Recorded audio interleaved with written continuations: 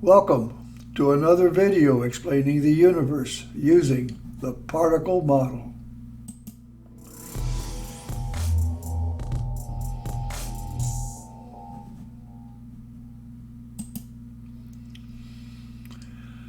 Today's video is about the motions of the moon, part one. There'll be a second video, and this one emphasizes the conflict, if you will, between Newton and Flamsteed, a contemporary of Newton's. The two videos I'm planning here is first to discuss Newton versus Flamsteed, and then the path of the Earth and the moon. Interesting to try to figure all of that out. The second video I'll be making after this one is also motions of the moon. Questions: does the moon spin? Talk about libration and tidal lock. So those are the two videos. So talking about the motion of the moon, and this is an article about Isaac Newton, Flamsteed versus Newton. And I don't usually just kind of read these articles, but it's an interesting story, so that's what I'm going to do. Isaac Newton needed astronomical data to give a full theory of the motion of the moon, something which he had left incomplete in the first edition of Principia. In the summer of 1694, Newton went by boat down the Thames to Greenwich for his first meeting with Flamsteed at the Royal Observatory. Newton persuaded Flamsteed to give him 50 of his observations of the moon. And he also managed to get a promise of another 100 observations. In return, Flamsteed made Newton promise only to use them personally and not make them public. So he was very proud of his data and didn't want them to be published without him knowing about it. Well, Newton continued pressure and pressured Flamsteed for these observations for months. Newton promised Flamsteed fame if the observations were published along with his theory. Newton had some weight with his first issue of Principia, and he was trying to encourage getting the data so that and Flamsteed would become more famous. Soon, Newton and Flamsteed grew to hate each other, despite both realizing that they needed each other. And when Flamsteed made public the fact that Newton was preparing a new edition of Principia, Newton was furious. So they both got their pride here in their own work, and they didn't like it when other people got into it and said something ahead of time. Well, there's more.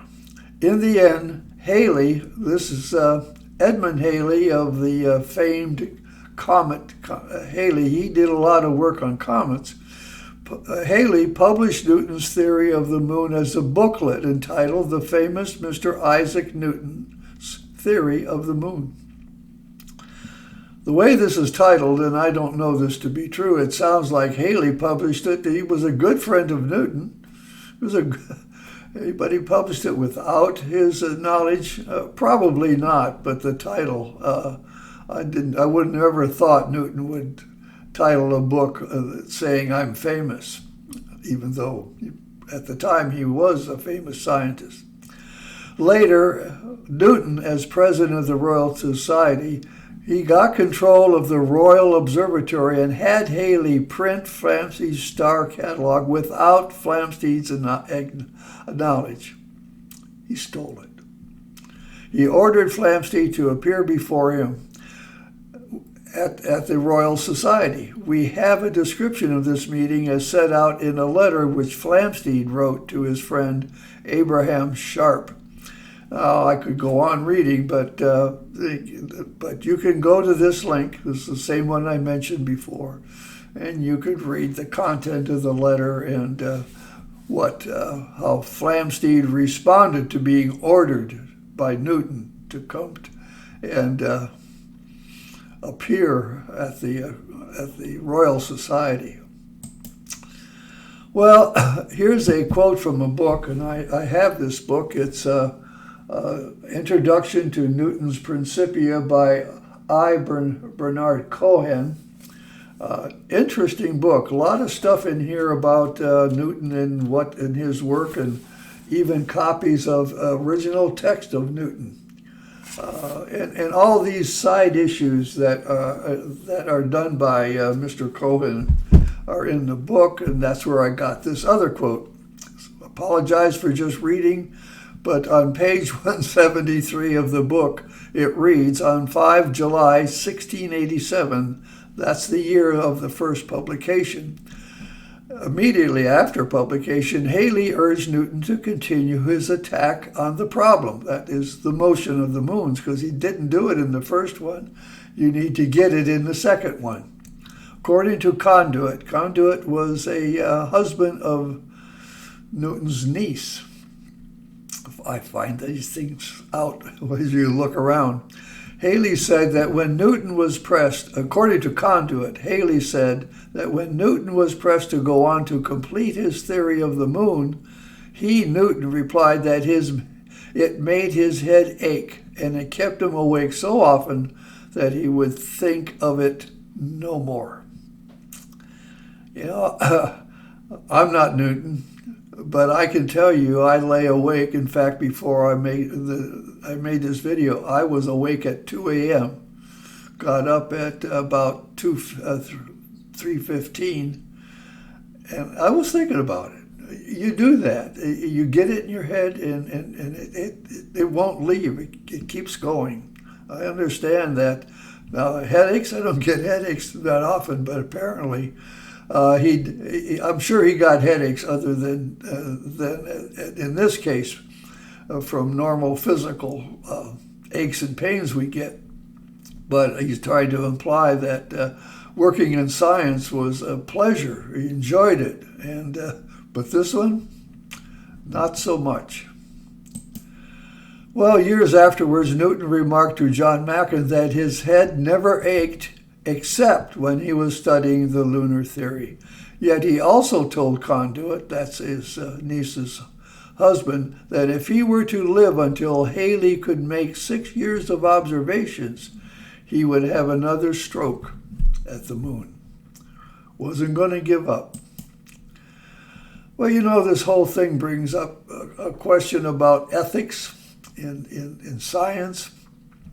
There's an article that I have from the University of Michigan. It's a University of Michigan paper, and the title of the article was Your Cheatin Lab. And the article reports that a survey of 3,000 scientists, that 1/3 of the scientists interviewed changed results of their work to gain some advantage, get more money to continue work, please their boss, prove themselves right, whatever it was. They actually changed it. Flamsteed thought his data was more important than Newton's theory, and Newton thought his theory was more important than Flamsteed's, and they get into an argument, and Newton and Halley steal Flamsteed's data. It kind of takes I respect Newton for his work in science, but it's just an anecdote, if you will. But I try to give credit to the source of the information I get, and I'm sure you've seen this. You may even get tired of me doing it, but I'm sure I missed some. Not deliberate on my part, but it happens. And so you try to give credit to people. And Newton did want to do that. He wanted to publish both the data and his theory and give Flamsteed credit for having very good data for the motions of the moon. Okay, let's talk about the moon's orbit. There's one of the things where I give credit. I got this picture from this link. This is the moon, Earth, and when the moon is closest to the Earth, it's called perigee. when it's furthest from the Earth is called apogee. Similar for the planet Earth to be, when it's closest to the sun, it's perihelion. And when it's furthest away, it's aphelion. You can see the similarity. And it's an elliptical orbit. And it orbits counterclockwise around the Earth. Well, here's a little bit different picture. It kind of gives the slope of the ecliptic. This is called the ecliptic, which is the orbital plane of our Earth. And this, they never show it, but here is the sun, and the sun spins. It has an equator. So there's an equatorial plane of the sun, and I actually had to ask Quora last night. I asked him last night. Sent a question to Quora, what's the angle between the sun's equator and the Earth's ecliptic? Got an answer this morning. Amazing. 7 degrees 15 minutes. That's 7 degrees, essentially. That's the angle between this and this, and there's an angle here between the ecliptic and the orbital plane of the moon. Things get rather complicated. Well, this is called the Apside Precession. You know, when you start to get into things like this, there's a whole set of new terminology. Kind of drives you crazy. I start reading a more detailed article, and unless you really know the terms, you get lost. Well, Apside Precession is very much like the perihelion advance of Mercury, the video I just did. So I call it the perigee advance of the moon. Makes it more understandable until you learn what the heck is apside. But it shows here, the highlighted one in white, it shows you the elliptical orbit around the Earth moving. It doesn't show it moving counterclockwise, but it is, and you can see the advance of the perigee is moving. And so moons are subject to this problem, and the perturbations of the planets and whatever things you need to put into the analysis is what you need to be able to explain what this is. Not going to go into details on numbers or anything there. But what I do want to talk about today is the Barycenter. This is a very important thing to understand in terms of the motion of the moon. This is a picture from Amiga World, and it shows the center of the Earth here in a straight line to the center of the moon, as if they were connected by a rod. And this point is the Barycenter, which is the center of mass of both of them. It's called the Barycenter, and it's inside the Earth. And so you can think of these as orbiting as a pair. Although this is going around, the Barycenter goes around as the moon goes around. It gets a little bit more complicated. So what happens? Well, the first thing you think of, and actually I thought of it this way, was that you have a circular orbit of the Barycenter. That's exactly what was shown in this one. The guy who built this graphic built it this way. Here's the sun, here's the Earth. It's the Barycenter presumably is orbiting in a circle, and the moon and the Earth. Moon is on this side of the Earth, and then over here it's in between the sun and the Earth, and then back out again. Well, I'm sorry. The Earth is not circular. The orbit, it's elliptical too. The drawing's wrong, but it's a simple drawing. It starts to make the point in general in trying to understand it. There was when I did the previous video on the perihelion advance of Mercury, one of the things that this group did in recalculating the perihelion advance of Mercury was the movement of the sun. And I didn't really report that here, but this kind of is an issue. It changes things a lot if you try to include something like this. In reality, the sun moves quite a bit due to the influence of Jupiter and Saturn, the largest planets in our solar system. And this shows an example. This is the Barycenter. This is the sun with its center of gravity. And here's the center of gravity. It starts in it, and it moves. Motion of the sun around the solar system.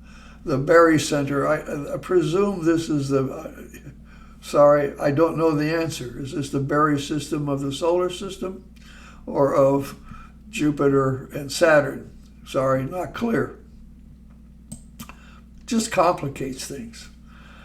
Well, this is by the way, this is Quora. This came from Quora. It's a great picture when it comes to showing angles. Most of this is right, but it's almost complete. Number one, again, they don't show that 7-degree slope between the ecliptic, which is horizontal here, of the Earth, the plane of the Earth, and the equatorial plane of the sun. There's a 7.5 degree that's not shown here. So it's, in that sense, they never seem to show that.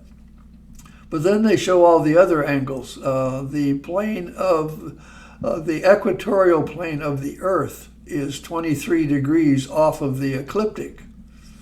So it's tilted. It's shown very clearly tilted. And the moon is tilted 5 degrees off of the equatorial plane, off of the ecliptic again. The ecliptic becomes rather key in a lot of this, and everything, a lot's reference to it, and maybe that's why they don't show the other. So it's not complete because they don't show the angle of the equatorial plane of the sun. But here, they got this wrong. This is wrong. They show the moon spinning. My next video, not today, I'm going to discuss the question, does the moon spin? Well, Newton, the theory of moon's motion that Halley published, you can get it on the internet. I just bought it. I'm going to get a copy, maybe come this week, but it's not here yet. But you can go on the internet and you can buy his theory of the moon's motion on the internet. It's not cheap, but it's interesting to have. Well, look at that. We've got, from Wikipedia, there's a Galley of videos showing different orbiting situation. It covers different number of objects with the same or different sizes. And here's exactly, this is the Barycenter. The center of the Earth is orbiting in a circle shown by the red circle orbiting. And the moon is orbiting in a circle also around the Barycenter. And that's, this is one of the videos. They have others you can look at, but it's just a way of understanding the complexity of these motions. The moon in and out, away from the sun, towards the sun. And the Earth is moving back and forth. And worse than that, because of those angles, it's moving up and down. I tell you, it's something. Here's another video showing the same thing. It's really, here's the Barycenter, there's the Earth, here's the moon, there's the sun off in the distance. This is part of the technique of how they developed this. And you can see I stopped it halfway to get this picture, but interesting. Go watch it. So what in the world is Newton's problem? Why can't he solve the problem? And why didn't he get it into the Principia 1? And why did he have to publish a separate book? Whatever. I've tried in this video, my video today, to give appreciation of the complexity of the Earth-Moon orbit around the sun. Flamsteed gets his data from the Royal Observatory, where the Earth is a reference, not the sun. early models of plotting the sun and the planets as they moved around the Earth used a technique called deference and epicycles. I keep losing my pointer. Deference and epicycles. I don't think I've ever discussed that in these series of videos. I have in different ones. And that might be one way the model he tried to use rather than simply the solar system and its equation. So I wonder what he did use, and I don't have his book, but we'll hopefully find out. But clearly he wanted to use his law of universal gravitation.